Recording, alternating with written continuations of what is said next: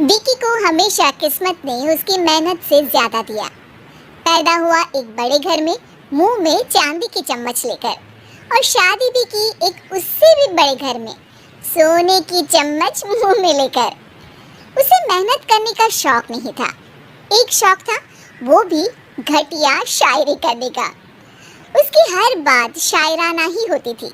जैसे कि एक दिन, दूर से देखा तो चांद पे दाग था, दूर से देखा तो चांद पे दाग था, पास से देखा साबुन का छाप था।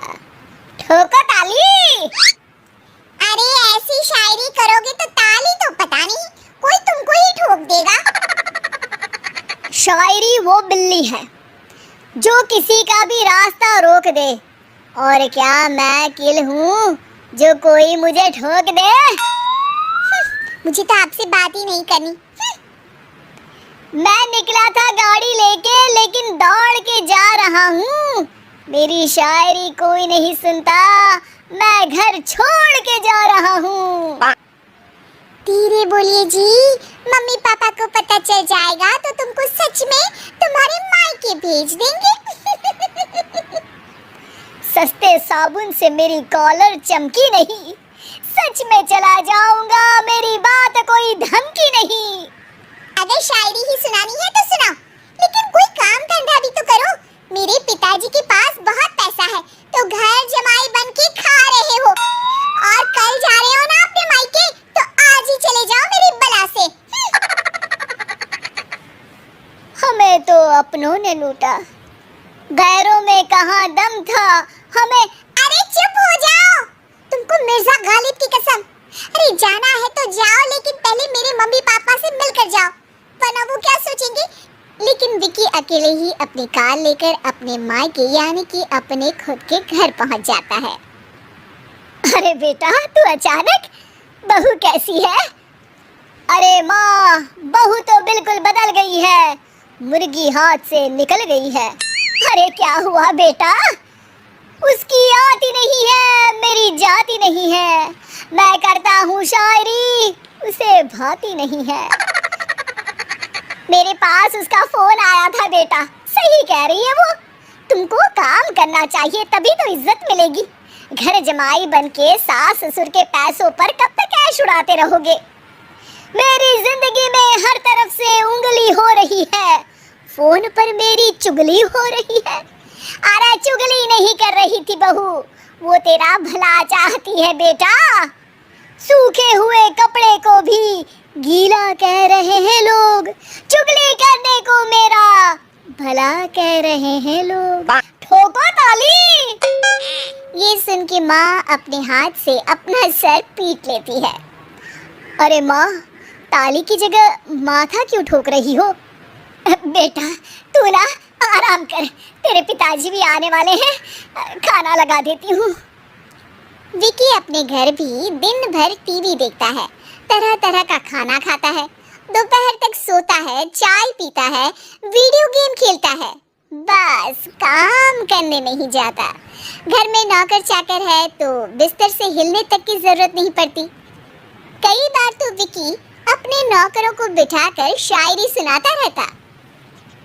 कब जाओगे बेटा?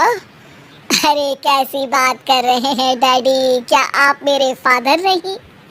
आप मुझे भगाना चाहते हैं क्या? ये मेरा घर नहीं। अरे नहीं बेटा, तुम्हारा ही घर है, हम तो चाहते थे कि तुम यहीं रहो और मेरा काम आगे बढ़ाओ, लेकिन तुम ही चले गए घर जमाई बनने। अरे मेहनत तो गधे भी करते हैं, मैं अच्छी किस्मत लेके पैदा हुआ हूँ, मैं घर जमाई हूँ, ससुराल का फूल गेंदा हुआ हूँ। ठोको ताली। पिताजी और माँ सच में ताली बजा देते हैं। ऐसा पहली बार होता है जब विकी की शायरी पर किसी ने ताली बजाई हो। अरे आप लोग सच में ताली बजा रहे हैं? हाँ हाँ बेटा, तुम्हारे ससुर का फोन आया था, बोला जब तक घर जमाई जी कोई काम ना करने लगे हमारे यहाँ मत भेजना। अब तू तो काम करने से रहा और तुझे रहना भी है हमारे घर में ही, करेगा भी शायरी ही। और बार बार ठोको ताली बोलेगा तो आदत डाल ही लेते हैं ताली ठोकने की।